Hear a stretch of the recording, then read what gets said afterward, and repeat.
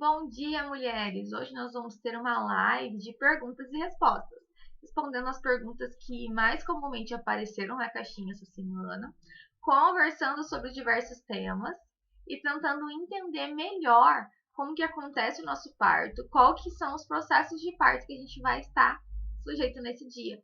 Bem-vinda a você que chegou agora.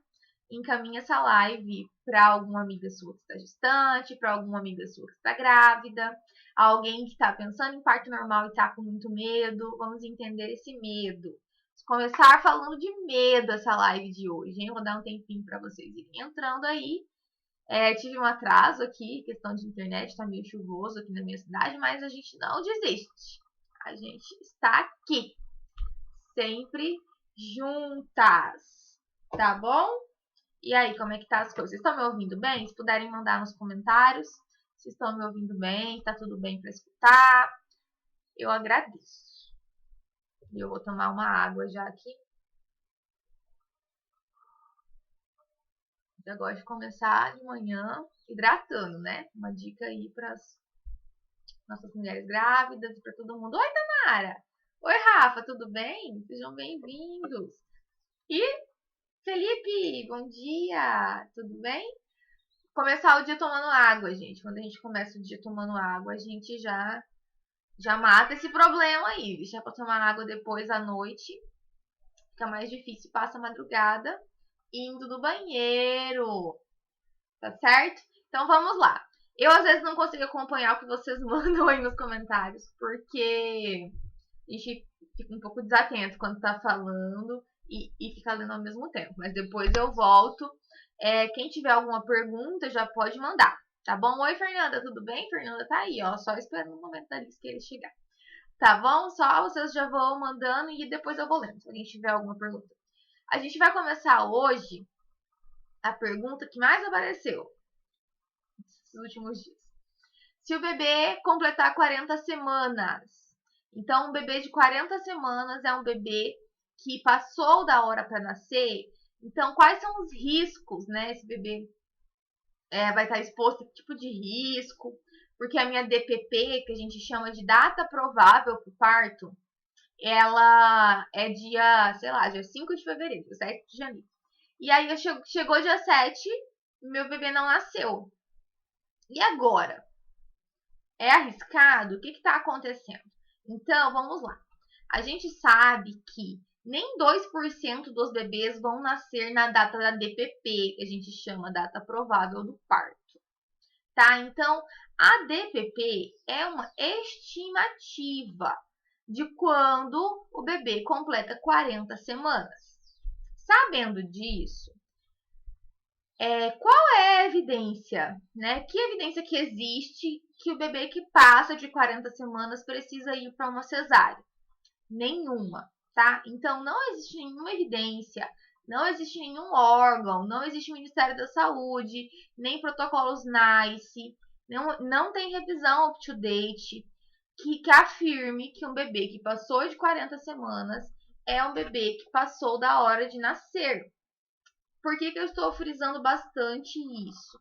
Porque está acontecendo uma chuva de partos cesáreas de mulheres que gostariam de parto normal, porque o bebê completou 40 semanas. Então, não, tá, gente? Não existe indicação nem de induzir um parto para um bebê de 40 semanas. O que eu faço, então? Nada. Se você é risco habitual, você vai apenas esperar tranquilamente, porque nós temos os dados que nos apontam que mais de 70% dos bebês vão nascer acima de 39. Tá? Então, Nina, por que a gente tem essa epidemia de cesáreas que a gente fala, né? Por que eu esperei e não entrei em trabalho de parto? Quem tá aqui há mais tempo já conhece esse termo que eu vou usar agora. Porque fruta verde não cai do pé, gente. Fruta verde não cai do pé. Não adianta. Só se der uma ventania muito forte, nem se der uma ventania muito forte. Só se eu arrancar, tá? Então, é a mesma comparação, assim. Fruta verde não cai do pé, a não ser que eu arranque. O parto cesárea é arrancar lá o bebê da barriga. Então, beleza, nasceu. Mas eu fiz 40 semanas, não senti nada, não vai nascer porque não tá na hora. Então, o bebê, ele vai startar o trabalho de parto. Então eu posso esperar até quando sem fazer nada? Então, a gente espera até sem fazer nada até 41 semanas. Completa as 41 semanas, antigamente a gente continuava uma coisa que a gente chama de conduta expectante, a gente continuava esperando, tá? Então, com 41 semanas, não, já tem pesquisas mais recentes agora, de novembro de 2021, passou 2022, de novembro de 2021, que afirmam que a conduta expectante e esperar depois de 41 semanas aumenta riscos. Nina, mas 40 semanas para 41 é só uma semana de diferença. Mas uma semana faz muita diferença para o bebê, tá? Então, com 41 semanas, o que vai acontecer? A gente pode começar métodos de indução. Esses métodos de indução, existem vários naturais, e existem também os que são mecânicos, que são feitos pelo médico. Existem também os medicamentosos. Nina, mas o parto induzido, ele tende a não funcionar, tende a doer mais. Eu vou lá para uma indução, vou acabar numa cesárea da mesma forma. Então, é melhor eu ir para cesárea. Se você deseja o parto normal, não é melhor ir para cesárea. O parto induzido, a maior dificuldade que a gente encontra nele hoje é a questão de não saber conduzir a indução, tá? Então, é você colocar muito ocitocina. Ocitocina é o sorinho da dor, tá? Então, falam assim, eu estava internada, colocaram aquele sorinho da dor em mim. Então, isso é ocitocina sintética. Porém, a ocitocina, ela só vai funcionar. A ocitocina, ela é o hormônio responsável, por partes, né? A ocitocina é o hormônio responsável para fazer o útero contrair. Quando eu não entro em trabalho de parto espontâneo, posso vir a usar ocitocina sintética para induzir esse trabalho de parto. Essa ocitocina vai funcionar se houverem receptores de ocitocina no meu útero. Então, o meu útero estiver apto a receber ocitocina para que ele contraia. Existem algumas situações que acontecem com frequência que acabam fazendo com que essa fama do parto induzido, que não funciona, o que dói muito, seja muito intensa. Se a gente coloca ocitocina em uma mulher que não tem muitos receptores de ocitocina, a gente vai para aquela história que talvez todo mundo aqui já tenha escutado, que é assim. Eu internei com 1 centímetro, sem dor, colocaram ocitocina e aí foi igual água. O sorinho da dor foi igual água, eu não tive contrações. Então, esse é um primeiro caso. Esse primeiro caso, se ela internou com 41 semanas, ok, tinha que internar nesse caso. Se ela internou antes, o que acontece com bem mais comum, se a mulher internou com 1 centímetro fora de trabalho de parto, sem contração, se ela internou com 38 semanas porque teve pródomos, se ela internou só porque perdeu o tampão mucoso e não porque realmente estava em trabalho de parto, pode ser que o útero não tenha receptores de ocitocina suficiente. Pode ser que o seu colo do útero esteja muito grosso, tá? Então, a gente tem um colo do útero grossão, assim, ó. E durante o trabalho de parto ele vai afinando, né? O colo vai trabalhando. Mas sem contrações e sem produzir prostaglandina, que é um hormônio que é um dos primeiros hormônios que a gente usa no trabalho de parto, esse colo muito duro, ele não tem muito receptor. Então, a gente não vai ter contração que seja eficiente. Vocês estão conseguindo entender? Manda aí pra mim, vocês estão conseguindo entender ou está muito complexo.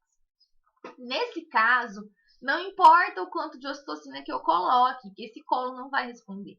Isso pode acontecer também lá com 41 semanas, com uma gestação que a gente chama de mais tardia. O colo está grosso, não está trabalhado. Então, nesse caso, é mais indicado que a gente entre com o comprimido de misoprostol, que é um comprimidinho que vai ser introduzido lá na vagina para afinar o colo. Isso precisa de tempo, isso precisa de paciência. Então, a gente pode precisar de 1, 2, 3, 4, até 8 comprimidos para que o colo, que está grosso, fofo, que ele venha afinando. Depois que ele afinou, que a gente começa a ter contração, aí sim a ocitocina sintética vai funcionar. E muitas vezes até a ocitocina sintética Nem precisa. O colo já trabalha, o corpo já entende o que está acontecendo ali e já libera a ocitocina natural que a mulher mesmo produz. Então, isso é um primeiro caso. O segundo caso é o que o útero já tem muitos receptores de ocitocina, o colo já está bem trabalhadinho, o colo já está bem fininho. Vocês estão entendendo? Então, obrigada. Então, o segundo caso, a gente já tem um colo trabalhado, um colo fino, que tem receptor de ocitocina. Então, ele tá com fome, se a ocitocina for vir, ele vai comer, sabe? Ele vai receber. E aí, acontece com muita frequência da gente colocar ocitocina demais. Então, ao invés da gente entrar com uma dose mínima de ocitocina, que a gente chama de 12 ml hora, ou então 8 gotas por minuto, e ir aumentando a cada 30 minutos e observando se a mãe e o bebê vão tolerar essa ocitocina sintética, a gente já começa ali, né? A conduta muitas vezes já é começar com 40 gotas de ocitocina, que é muito, assim, é um volume. A ocitocina é uma droga poderosíssima, então ela tem, se você tem receptor de ocitocina para receber essa ocitocina, vai entrar no útero, vai bater assim, vai pegar de um jeito muito doido. E aí, a mulher tem uma dor insuportável, porque ela estava cheia de receptor com fome, veio ocitocina demais, esse útero começa a contrair com uma força tremenda, muitas vezes não dando intervalo de descanso, tá? Então, o descanso no trabalho de parto, tanto no trabalho de parto espontâneo quanto no trabalho de parto induzido, ele é importantíssimo. Porque vamos pensar assim, o bebê está numa maratona e a mulher também. Por isso que é tão comum, depois do parto, a mulher sentir umas dores no corpo, sabe? Depois do parto não sente nada. Sente, gente. Você passou às vezes em parto rápido vai sentir menos, mas ainda assim. Essa exaustão vem porque você, como se estivesse numa maratona, você vai consumir glicose, você consome a energia do seu corpo, você utiliza muito as suas fibras musculares. Então, a contração, olha o nome, contração, ela faz uma contratura de musculatura. Então, ela contrai o útero e também, muitas vezes, você sente uma contração de todos os outros músculos do seu corpo para respirar e passar por esse processo. Sendo assim, você vai estar com umas dorzinhas ali no corpo depois. O descanso é muito importante porque a gente tem contração, descanso, contração, descanso. Descanso do bebê, descanso do útero, descanso da mulher, tá? Então, esse processo de contração, induzido ou natural, ele precisa respeitar um tempo de descanso, porque a contração não é como onda. Quem estava aqui nas férias e viu filmando as ondas do mar, ela vem, sobe, sobe, sobe, atinge seu pico de dor e ela vem descendo. E aqui ela tem intervalo. Mas o intervalo é 2 minutos, mas ela precisa do intervalo. Quando a gente tem um uso indiscriminado de ocitocina, essa contração não deixa o intervalo acontecer. Então, a gente tem contração muito forte, seguido de leve desaceleração, nova contração muito forte, seguido de leve desaceleração. Esse cenário traz, assim, uma realidade pra gente. Bebê não aguentar e mãe não aguentar, tá? A mulher não aguenta a dor? Não é isso. O que acontece é que a mulher sem descanso, esse útero entra numa coisa que a gente chama de hipertonia uterina. Então, vamos anotar esse nome novo aí. Que é quando o útero contrai demais e ele não consegue relaxar. Essa falta de relaxamento do útero leva a mulher a uma dor tremenda, insuportável mesmo, insuportável, errada. Isso é uma falha de condução de indução, né? Existem mulheres que não vão tolerar nem o mínimo de ocitocina? Existe, tá? Então, como que eu vou descobrir? Lá com 8 gotas, não com 40. Então, existem mulheres que vão ter baixíssima tolerância à ocitocina mesmo. O útero já vai fazer uma contratura que não vai relaxar mais. Então, a gente tem que estar bem atento. Agora, se eu já comecei com uma dose muito alta, esse útero vai ficar muito contraído. Pensa que a força dessa contração uterina é muito forte. E ela está toda recaindo sobre a mulher, mas também com muita intensidade sobre o bebê. Então, o bebê que está lá dentro da barriga, ele recebe toda essa força de contração. Durante a contração, o cordão umbilical, ele sofre uma compressão, mesmo que o bebê tenha líquido suficiente. O bebê sofre a pressão de ser empurrado para baixo. O útero está ali com as suas fibras trabalhando, fazendo mais pressão ainda, tentando colocar essa cabeça do bebê por abrir uma porta que está fechada. Então, é quando a gente tentar vestir uma roupa muito apertada e essa roupa não serve, depois a gente fica tentando com toda força. Eu preciso fechar essa calça até que estoura o botão. Então, é mais ou menos isso que acontece. E aí, o bebê começa a não tolerar a contração, tá? Então, essas falhas que a gente acredita ser falha de indução, se a indução demora mais, ou essas contrações de parto induzido que são muito doloridas, na maioria das vezes estão relacionadas a isso. Começar com uma ocitocina muito alta e fazer com que o bebê sofra muita pressão dentro do útero. E aí ele começa a desacelerar ou acelerar demais, tá? Então, aí sim a gente vai ter um parto que realmente ele não vai conseguir andar, a gente não vai conseguir dar seguimento, porque o bebê vai estar exausto, muito cansado, e começa a fazer desacelerações ou acelerações. Como que a gente sabe que o bebê está desacelerando e acelerando? Com BCF, que é aquele examezinho lá que coloca o aparelhinho, né, um sonarzinho na barriga da mulher, e nesse aparelhinho a gente escuta ali a frequência cardíaca do bebê. Tá bom? Então, isso é falando de indução para quem chegou agora. Sejam bem-vindas, quem chegou agora. Se quiserem mandar perguntas, fiquem à vontade. Alguém mandou alguma coisa aqui. Quase 39 semanas e aguardando bem tranquila. Obrigado por todas as informações. Isso mesmo, Ana. Informação é poder, tá, gente? Então, a gente tem que estar informado. Outra pergunta que me fizeram aqui essa semana, na verdade eu acho que é a mesma pessoa, porque essa pergunta acabou aparecendo bastante, que é sobre via baixa após 2 cesáreas. Eu tenho um vídeo inteiro sobre via baixa após 2 cesáreas, então eu vou colocar ele aqui depois, eu vou marcar, tá no YouTube. Acho que é após uma cesárea, mas a diferença é pouca. Então, via baixa após cesárea são partos que a gente chama de partos VBAC.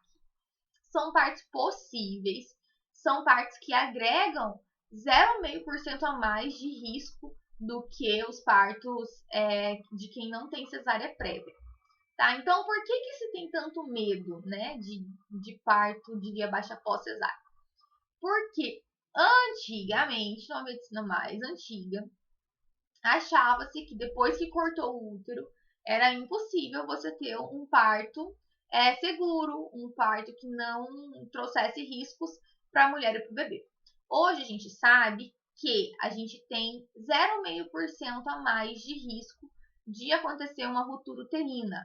Então, a ruptura uterina, que é o que a maioria de nós tem medo, né? Que eu vou parto normal depois de cesárea e vai aumentar esses riscos, certo? Então, é um risco de 0,5% e ainda é menos arriscado que você ter uma outra cesárea consecutiva. Quando a gente fala de via baixa após 3 cesáreas, a gente não tem mais tantas evidências científicas, porque não são tantas mulheres que estão dispostas a tentar um via baixa após 3 cesáreas. Não é tão comum as mulheres terem mais de 4 filhos. Se a mulher está no Sistema Único de Saúde, que é onde a gente tem o maior volume de nascimentos, dificilmente ela vai encontrar uma equipe que parteje ela para parto normal após 2 cesáreas, tá? Então, por isso, a gente tem falta de dados, a gente não tem evidência, a gente não tem um corpo, sabe, de mulheres, a gente não consegue fazer uma pesquisa com 300 mulheres, porque a gente não tem essa quantidade, e aí a gente precisa mesmo de uma equipe que seja mais atualizada, de uma equipe que consiga acompanhar essa mulher mais de perto para poder reconhecer esses sinais, mas os dados que tem é que ele também ainda não aumenta tanto o risco, porém a gente não tem essa evidência grossa que a gente gosta, sabe? Esse caldo, muitas mulheres. Assim. Eu mesma nunca acompanhei um parto normal após 3 cesáreas, porque a gente não tem esses pacientes, né? Não aparecem assim pra gente. No geral, elas vão direto para uma terceira cesárea. Essa pergunta, gente, próxima, já mudei aqui. Ela me fez ficar muito pensativa.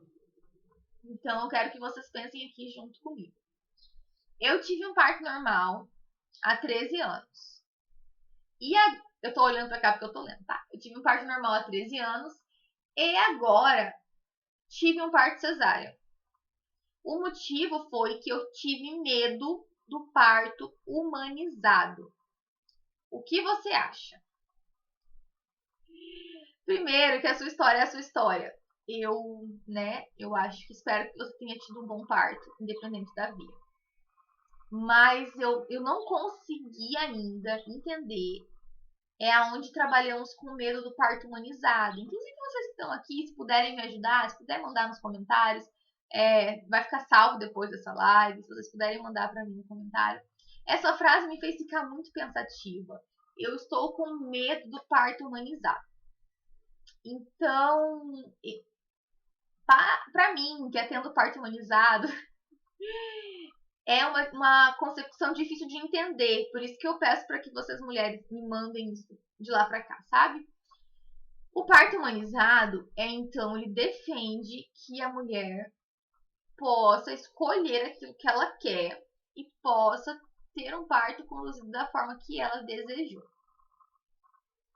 Qual é o entendimento de parto humanizado que pode fazer essa mulher ter medo desse tipo de parto? Né? Então, o termo parto humanizado nem precisaria existir se a gente não tivesse tantas violências obstétricas acontecendo no nosso cenário. Tá? Então, basicamente, o parto humanizado é um parto que respeita a fisiologia e respeita também as escolhas, a liberdade e a individualidade de cada mulher. Se a mulher quer parir deitada, ela poderá parir deitada. Se a mulher quer parir em pé, ela pode parir em pé. Se a mulher quer gritar, ela pode gritar. Se a mulher quer ir pro banho, ela pode ir pro banho. Se a mulher quiser rebolar, ela pode rebolar. Se a mulher, inclusive, solicitar algum tipo de intervenção que não cause nenhum prejuízo e ela sabe conscientemente do risco que ela está se expondo, ela tem esse direito. Por exemplo, uma intervenção analgesia. Se a mulher solicita uma analgesia e ela sabe que vai, né? Ela sabe pelo pré-natal que isso vai agregar risco anestésico ao parto dela. E para ela tudo bem, é direito dela escolher essa analgesia e ter acesso a isso. Então, gente, o medo do parto humanizado, eu imagino, e gostaria que vocês me ajudassem com isso, para que a gente possa entender isso melhor, porque eu falo que não alimente seus medos. Então, se você tem medo de parto, vou aproveitar esse parênteses. Se você tem medo de parto, não alimente seu medo. Não crie seu medo. Não deixe que esse medo cresça desordenadamente dentro de você. Entenda do que você tem medo, tá? Se você tem medo da dor, vá entender a motivação dessa dor. Técnicas para que você tenha alívio da sua dor durante o trabalho de parto. Movimentações, massagens, aromaterapia, posicionamentos que vão te ajudar. Traga um acompanhante que seja ativo. Se possível, tenha uma doula no seu trabalho de parto, que vai te ajudar muito nessa questão da dor. Tá? Então, existem 1000 formas de lidar com a dor. Entender que dor não é sofrimento. Então, a gente tende a associar, mas é preciso desassociar, porque sofrimento é quando a gente sofre assim, né, sem motivo. Tá? Então, se você tem medo da dor, busque informação sobre a dor. Se você tem medo de morrer durante o trabalho de parto, porque eu sei para vocês que morte e vida são coisas que andam muito juntas. E esse medo da morte, você não tá sozinho nele. Muitas mulheres têm medo da morte durante o parto, tá? Então isso é um medo comum, isso é um medo que muitas mulheres vão acessar. A gente tem que entender se isso é patológico. Sendo patológico, encaminhar você para um pré-natal psicológico, que é muito importante para todo mundo, mas para as mulheres que tenham indicação, que tenham esse pânico, que tenham essa questão né, de ansiedade, de medo da morte. O pré-natal psicológico ajuda bastante, que é você buscar uma psicóloga, um grupo ali, para você esclarecer e conversar sobre esse medo. Mas entender também qual é a via de parto mais arriscada, entender qual a via de parto vai te deixar com mais riscos e com menos riscos, tá? Então, esse é o caminho para quem tem esse medo. Se você tem medo da laceração, então vamos estudar sobre laceração, vamos entender sobre episiotomia, entender que a episiotomia não tem indicação. Inclusive, acompanhou um parto, olha só, mais um exemplo aqui, tô contadora de história hoje, né? Você tá voando. Eu acompanhei um parto de uma mulher que tinha tido um outro parto normal e ela tinha sofrido episiotomia. E ela queria episiotomia no parto. Ela falou, não, imagina, eu não consigo parir esse menino sem epísio. Eu quero uma episiotomia, porque mesmo que dói muito, é horrível a dor. Eu não vou conseguir, eu vou precisar que vocês me ajudem. Inclusive, nesse outro parto dela, ela sofreu também uma intervenção. Será que vocês escutaram? Tá vendo uma coisa aqui. No outro parto dela também, ela sofreu uma intervenção que a gente chama de manobra de Christeler. Então, manobra de Christeler é quando empurram a barriga da mulher. Sobem em cima dela assim e empurram a barriga dela. E ela tinha a certeza de que o bebê dela só nasceu porque ela sofreu epísio e manobra de Christeler. E que isso era muito necessário e que se não fosse isso, ela não teria conseguido ter o parto normal dela. E ela queria de novo no outro parto. Ela, olha, se eu precisar, você sobe em cima da minha barriga e me empurra. Nunca! Ah, se eu precisar, vocês puxem o bebê, vocês façam a epísio. E aí, gente, deu assim trabalho pra gente convencer essa mulher de que ela não precisava, que ela confiasse no corpo dela, que na hora do puxo ela ia respirar fundo e ela ia ter força, a força necessária para empurrar esse menino. Ia vir dela, não ia vir da equipe.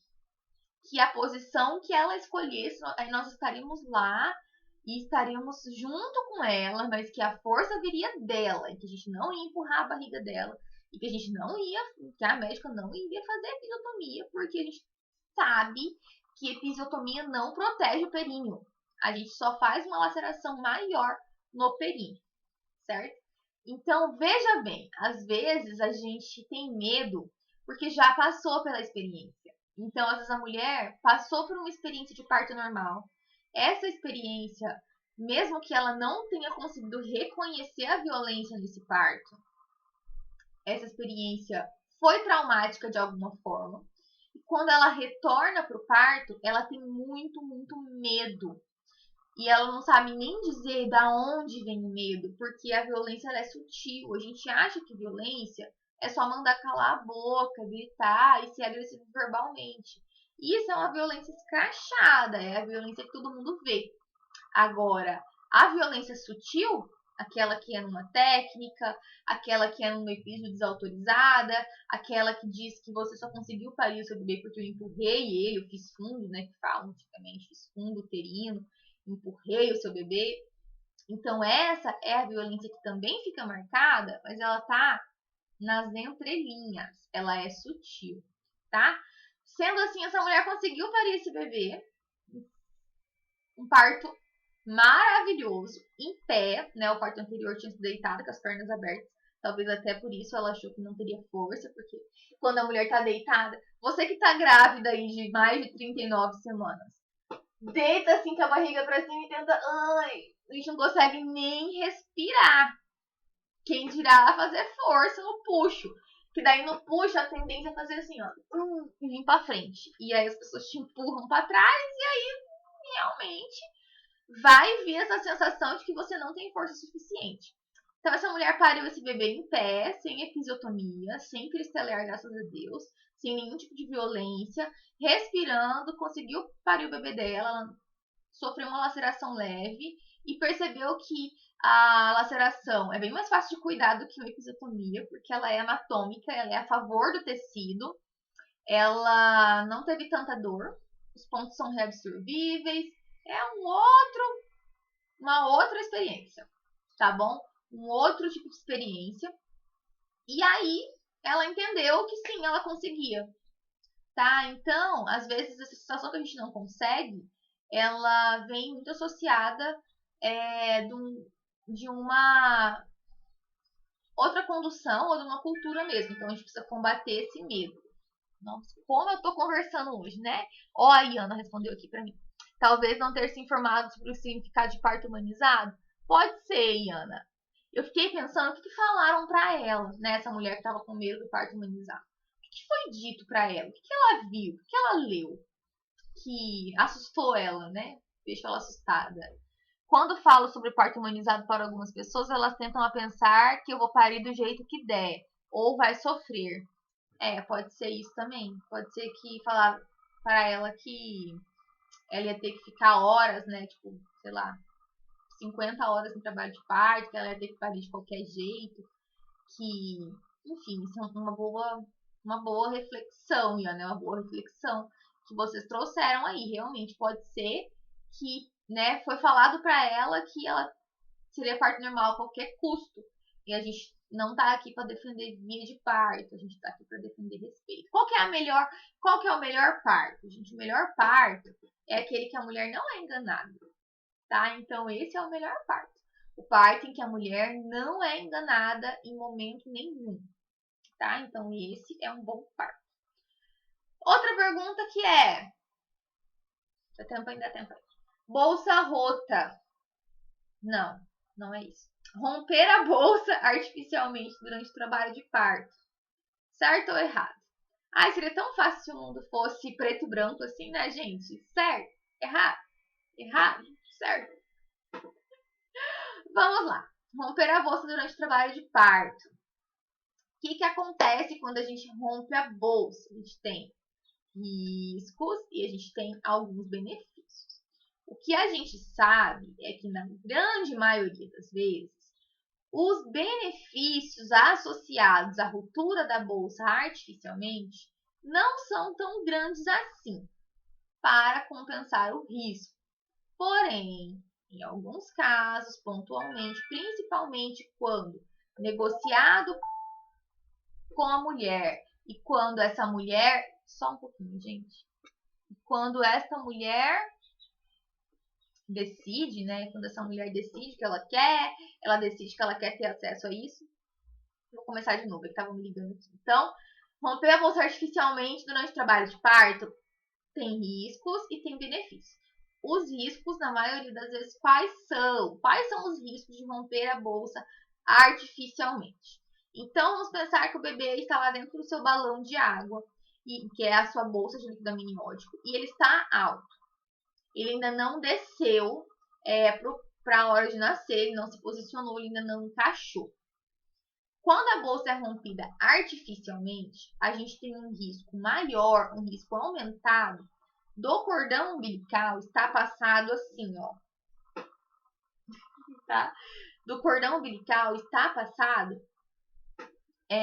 por cima da cabeça do bebê. Está passado aqui. Com isso, pode acontecer, como ele não está encaixado, ele não está pressionando ali o canal, então a cabeça do bebê não está fechando o canal, pode acontecer do cordão umbilical passar antes da cabeça e nascer antes da cabeça do bebê, tá? Nesse caso que o bebê que ele tá alto, que ele não tá bem encaixado. Isso a gente chama de prolapso de cordão, tá? Que é uma emergência obstétrica. O prolapso de cordão significa que o cordão nasceu antes do bebê. Então, vamos lá para um pensamento muito comum de circular de cordão. Se eu não me importo com o circular de cordão, com o cordão em volta do pescoço do bebê, porque eu entendo que é o cordão que manda oxigênio para o bebê, quando eu sei que esse cordão nasceu antes que o bebê, será que ele vai conseguir continuar mandando a mesma quantidade de oxigênio como ele mandava intraútero? Não, tá? Então a gente vai ter uma diferença de pressão. Lá dentro a gente vai ter um nível de pressão, aqui fora a gente vai ter outro. Logo, eu vou precisar sim de uma cesárea de emergência, tá? Porque o bebê não vai conseguir. Lembra, o bebê não respira pelo nariz, ele respira pelo cordão. Ele faz a troca gasosa pelo cordão. Esse cordão não vai conseguir manter esse bebê oxigenado, tá? Então, esse é o principal risco, assim, que a gente vê de romper a bolsa artificialmente, né? Desse cordão ali tá solto ainda e ele descer e passar antes que o bebê. Existem casos da bolsa romper e isso acontecer naturalmente, são muito mais raros, assim, raríssimos, tá? Então, prolapso de cordão é sim uma indicação de cesárea real. Como que a mulher vai saber? Ela sente o cordão, tá? Ela sente que o cordão nasceu, ela sente uma coisa na vagina, é gelatinoso, assim, dá pra ver que é o cordão umbilical, isso sim é uma indicação de cesárea. Então, esse é um risco que existe na ruptura artificial de bolsa, tá? Além disso, se a gente rompe a bolsa artificialmente muito precoce, muito ali no começo do trabalho de parto, pode ser que esse trabalho de parto que ainda demore bastante. E aí a gente aumentou o risco da bolsa rota, né? Da bolsa rompida. Se esse trabalho de parto levar ainda muitas horas, então essa mulher vai ter ainda muitas horas sem aquela primeira proteção da bolsa, que é o que protege o bebê de bactérias e de outras coisas, tá bom? Benefícios, tá? Então, o porquê que se é oferecido algumas vezes, porque que até algumas mulheres solicitam algumas vezes. Sim, quando a bolsa é rompida, as contrações tendem a aumentar a sua frequência e o seu ritmo. E o bebê tende a descer. Por quê? De novo, o bebê está lá no balão flutuante. Então, a gente está numa piscina cheia de água. Quando essa piscina tem um pouco da sua água esvaziada, o que faz? Vem para perto do ralo. Puxa tudo para perto do ralo ali, né? A mesma coisa. Então, vai puxar tudo para perto da saída do bebê, para perto do colo. Isso vai fazer com que a cabeça do bebê faça mais fricção contra o colo. Sendo assim, ao invés dessa fricção ser feita pela bolsa, vai ser feita pela cabeça, que vai ter muito mais pressão, vai fazer com que as contrações venham mais fortes. Aquele bebê que estava lá em cima, ele tinha água aqui para movimentar a cabeça. Então, quando essa bolsa é rompida, pode ser que ele faça assim, ó, e encaixe, desça a cabeça de uma vez ali, fazendo com que ele fique mais encaixado, mais propício a girar e entrar ali nos níveis da pelve, tá? Então, não existe, eu rompi a bolsa totalmente errado, totalmente certo. Não é assim tão preto no branco. Porém, não é uma coisa que a gente deva usar de rotina. A miniotomia de rotina não tem indicação. Fazer a miniotomia quando a gente rompe a bolsa artificialmente. Fazer a miniotomia em todas as mulheres, por quê? Tem trabalhos de parto que estão conduzindo super bem, qual que é o objetivo disso? Tá? Então, não temos indicação para isso. Agora, a miniotomia, em alguns casos, ou até às vezes a mulher pede, tá? Às vezes a mulher tá cansada, ela já está quase lá, o bebê já está quase nascendo, já está algumas horas no trabalho de parto, e ela fala assim, vamos romper a bolsa para ver se esse trabalho de parto desenrola mais rápido. Então, o procedimento pode ser feito e funciona, tá? Nesse sentido de aumento de contração, de aumento de fricção contra o colo, funciona bastantinho, bastantinho. Acho que tem tempo para mais uma, de tomar uma água. Se alguém quiser mandar perguntas aqui, pode mandar, tá? Fiquem à vontade. Vou responder essa de parto SUS porque parece bastante.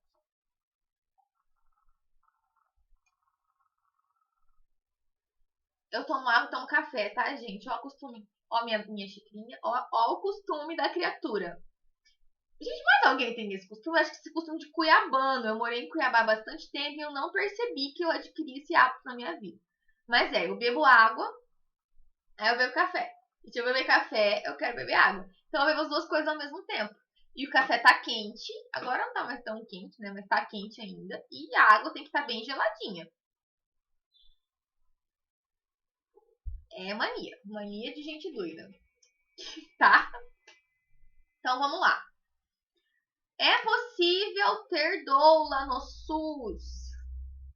Gente, essa é uma dúvida muito comum. Parece muito na caixinha. Parece muito no meu direct. Nossa, no meu direct aparece sempre. É possível, sim. E é direito em qualquer lugar, tá? Então, eu aconselho assim, cidades em que a urbanização está caminhando, seja a primeira. A gente tem uma primeira mulher aqui que a gente acompanhou. Olha só, a primeira mulher que teve um parto SUS assistido por doula aqui em Primavera do Leste foi acompanhada por mim e pela Larissa.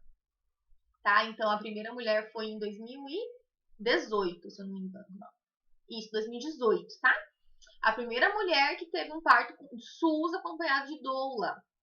Foi fácil para ela? Não. Ela lutou, tá, gente? Ela lutou, ela abriu portas. Então, se hoje a doula entra aí nos hospitais para atender parto SUS sem grande dificuldade, em algum momento alguém brigou por isso.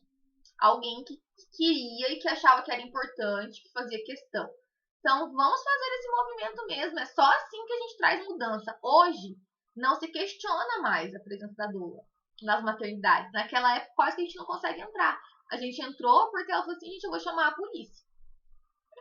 Ela tinha ido antes, ela tinha levado o plano de parto, ela tinha organizado, ela tinha informado o marido dela. Então, sim, gente, pode entrar doula no SUS, isso é um direito seu. Aqui em Mato Grosso a gente tem uma lei que autoriza. Você não pode ser cobrada nada mais por isso. Isso é um direito seu, tá bom? Então, é seu direito. Nina, tive parte cesárea. Falei que isso aqui não ia ter mais perguntas, né? Vai ter mais essa, vai dar tempo. Tive parte cesárea. Pediram pro meu acompanhante aguardar lá fora, pois ele só ia entrar quando o bebê estivesse nascendo. Aí ela continuou no direct. Lá dentro, eu fiquei muito nervosa e me falaram que se eu não me acalmasse, não iam deixar o meu esposo entrar. Isso pode mesmo acontecer? Tá. Então, sinto muito, minha querida, primeiro, né? Sinto muito. Isso é sim violência obstétrica, tá? Você não tem que se acalmar. Até porque ninguém se acalma num período de ansiedade, ninguém se acalma num período de nervoso, de medo, de angústia, porque estão mandando a gente se acalmar, né? Se fosse fácil assim, a gente fala assim, fique calma, e a pessoa ia ficar calma. Tá? Então, é direito da mulher ser acompanhada pelo marido. É direito da mulher ser acompanhada pelo marido durante todo o procedimento cirúrgico, no caso de cesárea. Tá? Então, o marido pode sim entrar desde a anestesia. E eu sei que aqui vou abrir um parênteses, vão dizer, mas não sei o que, risco cirúrgico, risco, né, cirurgia aberta. Eu sei, cesárea é uma cirurgia. Vamos ter risco sim. Porém, o maior medo da mulher, na maioria das vezes, é da anestesia. E ela tem direito sim de estar acompanhada pelo seu marido, pelo seu acompanhante, pela sua mãe, pela sua prima, pela sua dor, pela sua vizinha, durante o procedimento anestésico, tá?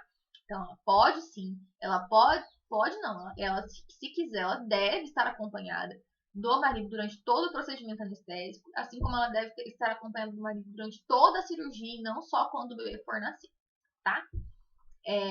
Tem como fazer cirurgias melhores, gente. Tem como a gente fazer cesáreas bonitas, cesáreas indicadas, tá? Então, se você tem uma indicação real de cesárea e o seu parto não pode ser normal, como muitas vezes as mulheres gostariam, tem como essa cirurgia ser boa, você tem uma boa recordação disso.